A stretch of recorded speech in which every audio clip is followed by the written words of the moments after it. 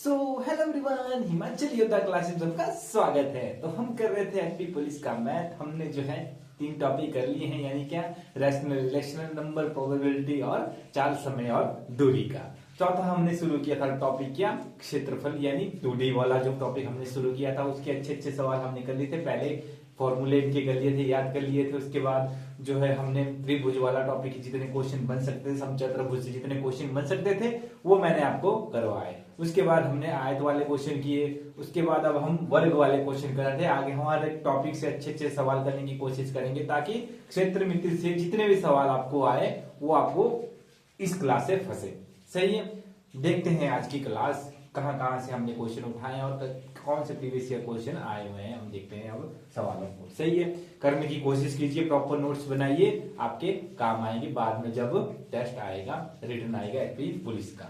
सही है, देखते हैं सवाल कैसा है कि ये बोल रहा है क्या, किसी वर्ग की प्रत्येक भुजा की लंबाई में 25% की वृद्धि करने से इसके क्षेत्रफल में कितनी वृद्धि होगी। देखिए कोई वर्ग दिया है, वर्ग क्या होता है, जिसकी चारों भुजाएं समान होती है। अब ये बोला कि कोई वर्ग दिया था, उसके हर एक भुजा में जो है 25% की क्या की इंक्रीज किया, तो क्षेत्रफल में कितना जो है वृद्धि होगी। सही है, ये लिखा है इसका फॉर्मूला। इस फॉर्मूले के यूज के साथ इसको किया जाता है। देखिए कैसे इस फॉर्मूले का यूज किया जाता है। देखिए यहाँ डालेंगे हम क्या, x गुना जो x 2 गुना x यानी 25% की क्या की थी वृद्धि। ठीक है, प्लस में x का स्क्वायर यानी 25 गुना 25 बटा 100।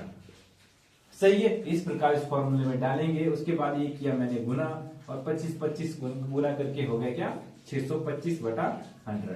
सही है, अब इसको करेंगे भाग। जब 100 को 625 से भाग करेंगे तो हमारे पास वैल्यू आएगी कितनी 6.25। अगर नॉर्मल देखिए ऐसे भाग करके देखिए तो 100 से जब भाग किया 6 या 600, और ये आया हमारे पास पॉइंट, ये आया हमारे पास 250, यानी क्या 200, और ये 5, ये 500 हो गया, और ये 5 यानी 6.25 ये वैल्यू आई। सही है, इसको अब जमा करेंगे, हमारे पास जमा करके हमारे पास आएगा 56.25% की जो है वृद्धि होगी। सही है, इस फॉर्मूले को याद कर लीजिए, क्या पता यही सवाल आपके एग्जाम में मिल जाए, क्योंकि ऐसे सवाल मिल जाते हैं फिर वहां पे हम गलत करके आते हैं। सही है, अब दूसरा सवाल जो बोर्ड में मैंने लिखा हुआ, ये बोल रहा है क्या कि एक वर्ग और आयत का परिमाप बराबर है। कोई वर्ग है, देखिए ऐसा वर्ग है, और कोई परिमाप, कोई क्या है, ये आयत है। ठीक है, वर्ग होता है ऐसा, और अगर देखा जाए तो इसका जो परिमाप को फॉर्मूला 2 × L + B, और जो वर्ग का परिमाप को फॉर्मूला 4 गुना भुजा। इनके परिमापों के ये फॉर्मूले हैं। क्या पता आपसे सीधे ही इनके फॉर्मूले पूछ लें, क्या पता डालने वाले पे क्या डाल दें। सही है, तो आपको फॉर्मूले भी याद करने पड़ेंगे। हर एक चीज को अच्छे से कीजिए, काम आएगा। सही है, अब देखते हैं क्वेश्चन क्या है। क्वेश्चन की एक वर्ग और आयत का परिमाप बराबर है। वर्ग और आयत का परिमाप बराबर है। यदि आयत का परिमाप 128 सेंटीमीटर है तथा आयत की चौड़ाई तथा उसकी लंबाई की, जो आयत की चौड़ाई है उसकी लंबाई की 1/3 है, तो वर्ग का क्षेत्रफल क्या होगा। देखिए इनका जो परिमाप है बराबर। सही है, ये वाला पार्ट का यहाँ कोई औचित्य नहीं है, यानी इसका कोई मतलब नहीं है। हमें एक चौड़ाई का हमने क्या लेना, क्योंकि यहीं से हमारी वैल्यू निकल जाएगी। देखिए कैसे ये दिया है, क्या परिमाप दिया है इन्होंने बराबर। सही है, तो इसका फॉर्मूला क्या होता है, 4 गुना भुजा इक्वल टू कितना 128। परिमाप इसका दिया था, भुजा को हम मान लें x, ये आ गया हमारे पास 128। सही है, इससे यहां से निकल जाएगी x की वैल्यू क्या, x = 128/4। सही है, इसको काटेंगे। अब ये काटे 4 × 4, और ये आ गया हमारे पास 32, यानी x की वैल्यू हमारे पास क्या है 32। सही है, फिर क्या था, और यहाँ पर क्या बोला आगे, वर्ग का क्षेत्रफल। वर्ग का क्षेत्रफल का फॉर्मूला क्या होता है, भुजा गुना भुजा। भुजा हमारे पास 32 थी, भुजा गुना भुजा, यानी भुजा यहाँ पर क्या दी थी 32 गुना 32 आ गया हमारे पास 32 गुना 32 1024। अगर गुना करके देखा जाए 32 गुना 32 3 9, हाँ 1024, यानी क्या 1024 सेंटीमीटर स्क्वायर। सही है, बस ये सवाल हो गया। बस ये कंफ्यूजिंग करने के लिए ये दिया हुआ था। ऐसे सवाल देते हैं एग्जामों में कि कंफ्यूजन हो जाए आपसे। यहाँ पर चाहिए क्या था हमें, भुजा हमने जो परिमाप से निकाल ली। सही है, भुजा हमारे पास 32 आ गई, और बाद में 32 गुना 32 करके कितना आया 1024 सेंटीमीटर स्क्वायर। इस हिसाब से सवाल को हम कर सकते हैं। सही है, अब देखते हैं कुछ और सवाल। अब देखते हैं हम अगले सवाल। हमारे पास बोर्ड पे सवाल लिखे हैं, देखिए इनको क्या सवाल है अगला कि एक वर्गाकार मैदान का क्षेत्रफल कितना है, 7200 मीटर है, मीटर स्क्वायर है। इसके विकर्ण की लंबाई क्या होगी। सही है, एक वर्गाकार मैदान का क्षेत्रफल कितना है, 7200 मीटर स्क्वायर है, तो इसके विकर्ण की लंबाई क्या होगी। सही है, इसका होता है एक फॉर्मूला, फॉर्मूले को आप नोट कर सकते हैं। देखिए क्या है, 1/2 ब्रैकेट में विकर्ण का स्क्वायर इक्वल टू वर्ग का क्षेत्रफल। इस फॉर्मूले का यहाँ यूज करेंगे हम। कैसे यूज करेंगे आपको बताता हूँ। देखिए यहाँ पर दिया है क्या, 1/2 विकर्ण को मैक्स मान लीजिए x स्क्वायर इक्वल टू वर्ग का क्षेत्रफल कितना दिया है हमारे पास, 7200। सही है, इसका यहाँ पर यूज करेंगे। फिर कैसे वैल्यू निकालेंगे, x स्क्वायर यहाँ पर ये बटे में था, दूसरी साइड जाके ये क्या हो जाएगा, गुना में, यानी 7200 गुना 2, यानी क्या, x स्क्वायर इक्वल टू 7200 यानी 144 0 0 यानी 14400 यहाँ पर जो है गुना करके इसकी वैल्यू आ गई। सही है, इसकी वैल्यू आ गई। फिर x की वैल्यू जब हम निकालेंगे तो दूसरी साइड जाके ये अंडर रूट में आ जाएगा, यानी क्या, 14400। सही है, अब जो है अंडर रूट में जो 144 किसका स्क्वायर होता है, यानी 12 हो गया, और ये 0 का 1 0, यानी क्या, x की वैल्यू हमारे पास आई 120 मीटर, 120 मीटर। यानी जिसका जो विकर्ण था, जो क्या था, वर्गाकार मैदान का विकर्ण, वर्गाकार मैदान का विकर्ण हमारे पास कितना आया, 120 मीटर। सही है, इस हिसाब से इस सवाल को हम कर सकते हैं। 120 मीटर इसका जो है सही आंसर था। सही है, अब देखते हैं अगला सवाल। अगला सवाल हमारे पास क्या है कि दो वर्गों के परिमाप कितने हैं, 40 सेंटीमीटर और 32 सेंटीमीटर है, और तीसरे वर्ग का परिमाप जिसका क्षेत्र इन दोनों वर्गों का अंतर हो। हमें जो निकालना है कि उस तीसरे वर्ग का परिमाप निकालें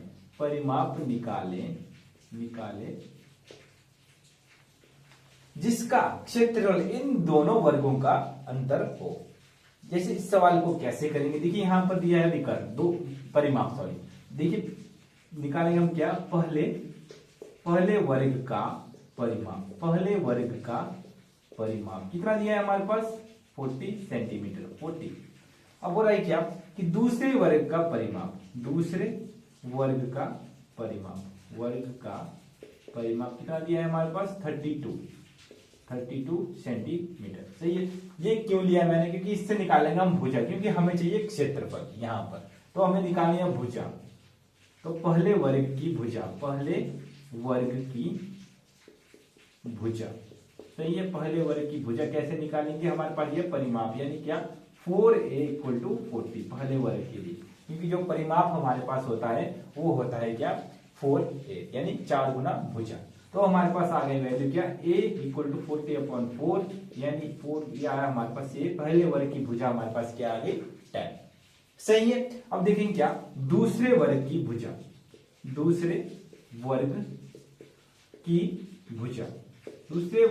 भुजा यानी क्या, 4 गुना a इक्वल टू कितना, 32, यानी a इक्वल टू 32/4, यानी क्या, a इक्वल टू हमारे पास क्या आ गया, 8। यानी क्या, पहले वर्ग की भुजा हमारे पास क्या आई, 10, और दूसरे वर्ग की भुजा हमारे पास आई 8। ठीक है, अब निकालेंगे इनका क्षेत्रफल, यानी क्या, पहले वर्ग का क्षेत्रफल हमारे पास क्या आया, भुजा गुना भुजा, यानी क्या, 10 गुना 10, यानी क्या, 100 सेंटीमीटर स्क्वायर, जो है पहले जो है वर्ग की जो है हमने क्या निकाला, क्षेत्रफल। अब बोला क्या, दूसरे वर्ग का क्षेत्रफल कितना है हमारे पास, 8 गुना 8, यानी क्या, 64 सेंटीमीटर स्क्वायर। सही है, अब ये बना क्वेश्चन। अब ये बोला कि तीसरे वर्ग का परिमाप निकालना है जिसका क्षेत्रफल इन दोनों वर्गों का अंतर हो, यानी इन दोनों वर्गों के क्षेत्रफल हो, जिसका क्षेत्रफल इन दोनों वर्गों के क्षेत्रफल का अंतर हो, इन दोनों वर्गों का अंतर हो, यानी जिसका क्षेत्रफल इन दोनों वर्गों के क्षेत्रफल का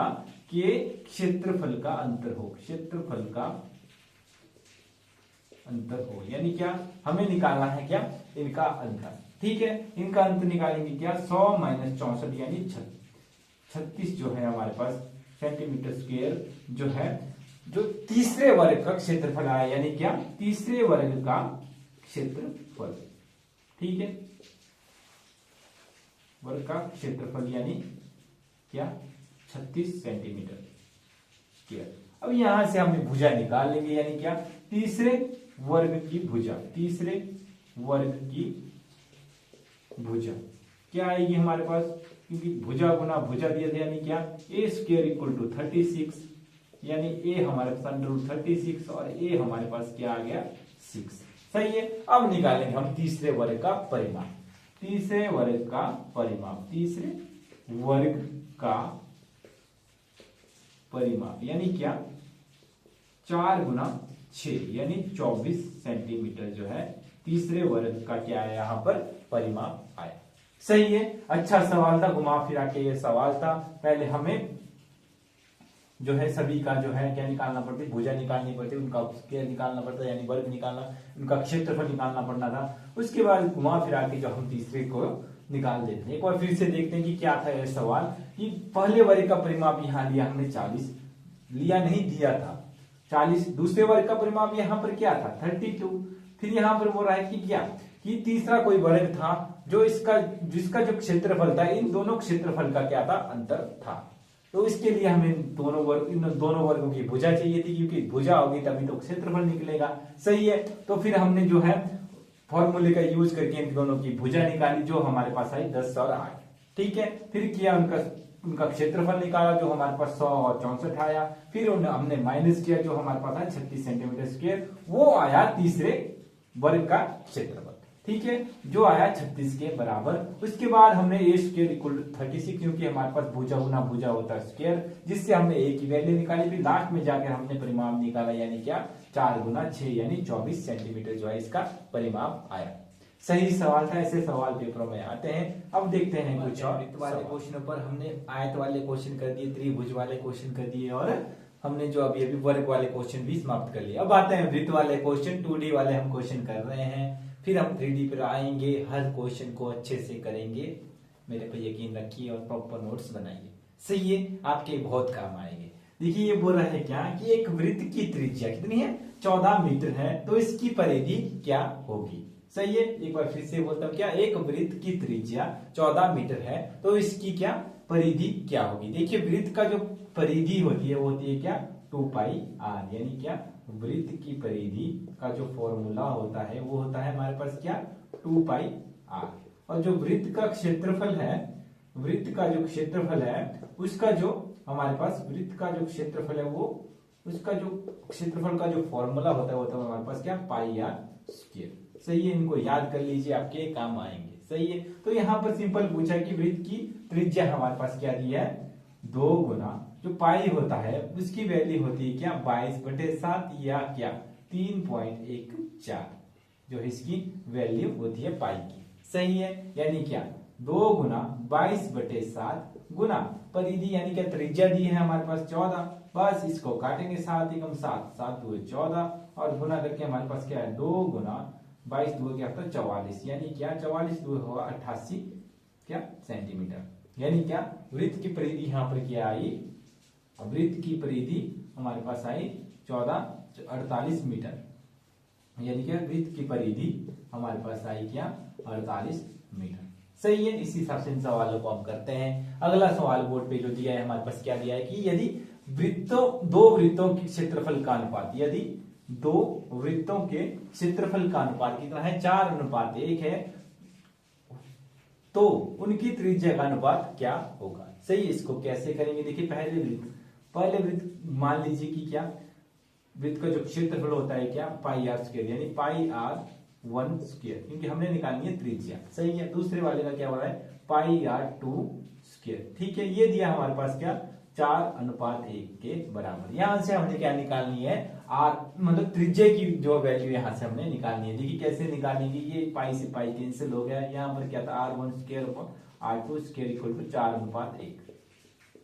सही है, बस इसको स्क्वायर को हटाना है, यानी जब हम स्क्वायर को यहाँ पर हटाएंगे तो ये दूसरे साइड जाके जो है ऐसे हो जाएगा अंडर रूट में।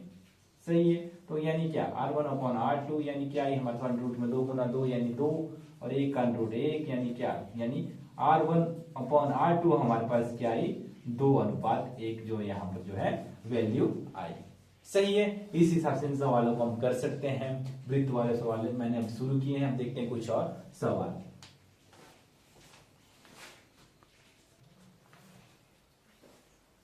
तो देखते हैं सवाल, अच्छा सवाल है, पेपर में आ सकता है। ये बोल रहा है क्या कि एक पहिया 4000 चक्कर लगाता है। कोई पहिया है वो लगाता है कितना 4000 चक्कर लगाता है और 60 किलोमीटर की दूरी तय करता है। सही है।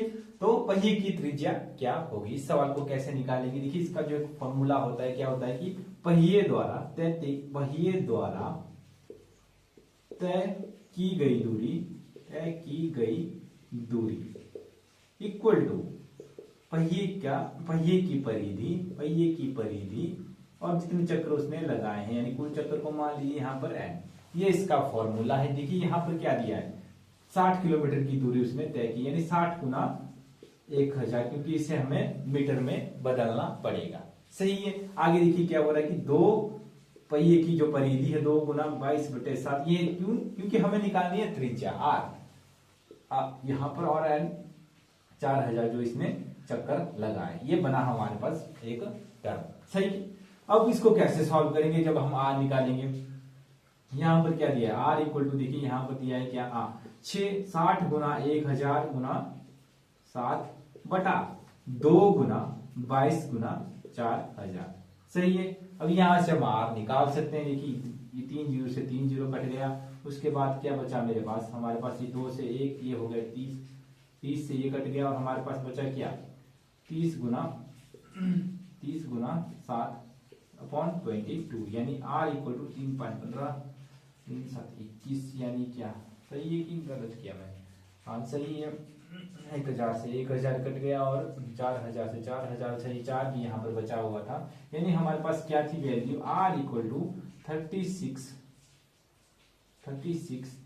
गुना 7/22 गुना 4। सही है। इसको काटेंगे। अब कितनी आई वैल्यू हमारे पास 2 कम 2 9 आ गई यहाँ पर और हमारे पास आया x इक्वल टू 63/22। सही है। यह है हमारे पास वैल्यू। अब इसको करेंगे भाग यानी 63 को किया 22 से भाग यानी क्या 22 44 आ गया यहाँ पर और हमारे पास कितना बचा यहाँ पर? हमारे पास बचा यहाँ पर 2 यानी हमारे पास बचा 1 और 21 बचा यहाँ पर हमारे पास 19 बचा। उसके बाद यहाँ पर हमें पॉइंट लेना पड़ेगा। अब ये 0 लगा दिया यानी हमारे पास जो वैल्यू लास्ट में बनी हमारे पास बनी कितनी 22 गुना 9 अप्रोक्सीमेट जो वैल्यू हमारे पास बनी कितनी बनी 2.9 मीटर। अप्रोक्सीमेट जो वैल्यू हमारे पास जो है इस सवाल में बनी क्या 2.9। आज यही तक रखते हैं। अच्छे से नोट्स बनाइए आपके काम आएंगे। सही है। तैयारी कीजिए। तैयारी का फल मीठा होता है। सही है। मेरे हिसाब से जो देखा जाए अगर देखा जाए तो हम जो तैयारी करने वाले होते हैं ना एक योद्धा की तरह होती है। हम जो एक योद्धा की तरह होते हैं यानी देखा जाए जो हम जो तैयारी कर रहे होते हैं हम एक योद्धा की तरह हैं क्योंकि हमारे जो है 99% चांस होते हैं फेल होने के। फिर भी हम उस 1% के लिए तैयारी कर रहे होते हैं कि मुझे उस 1% में आना है। सही है। तो एक योद्धा होते हैं हम। तो एक योद्धा की तरह लड़िए इस एग्जाम में। सही है। उस 1% में हमें आना है। सही है। तो तैयारी कीजिए। एक मैदान मानिए इस परीक्षा को और जम के तैयारी कीजिए। सही है। धन्यवाद। आपका दिन शुभ हो। और हाँ जाते जाते हिमाचल योद्धा क्लासेस को भी सब्सक्राइब कीजिए। वीडियो को शेयर कीजिए, लाइक कीजिए। धन्यवाद।